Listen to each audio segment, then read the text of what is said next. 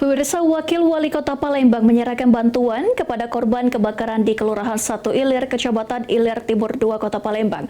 Bantuan ini diberikan setelah kebakaran yang terjadi pada Minggu 10 Mei lalu yang menghanguskan 8 rumah dan membuat puluhan warga terdampak.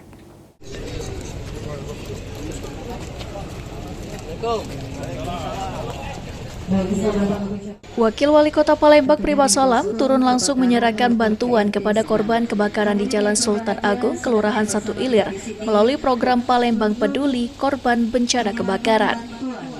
Sebanyak 50 jiwa dari 11 kepala keluarga menjadi korban terdampak setelah 8 rumah terbakar. Bantuan yang diberikan berupa 1.292 kg beras, 47,6 liter minyak goreng, 120 dus mie instan, 53 kg gula, 25 kg telur, 21 kg terigu, 26 kaleng sarden, 20 dus air mineral, serta pakaian layak pakai dan perlengkapan kebutuhan harian lainnya.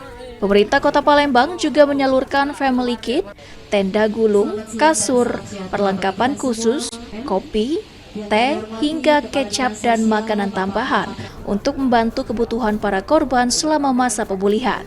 Kepala Dinas Sosial Kota Palembang, Raymond Lauri, mengatakan bantuan yang diberikan diharapkan dapat membantu meringankan beban korban kebakaran, terutama untuk memenuhi kebutuhan pokok dan keperluan sehari-hari. Ya, artinya nanti kan mereka bisa dibantu melalui program-program dari pemerintah kota seperti melalui Basnas dan lain-lain.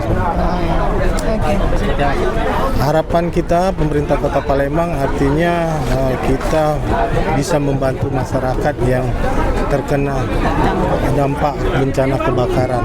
Mudah-mudahan ini menjadi meringankan beban mereka. Artinya kita dalam bentuk kepedulian kita pemerintah kota kepada masyarakat.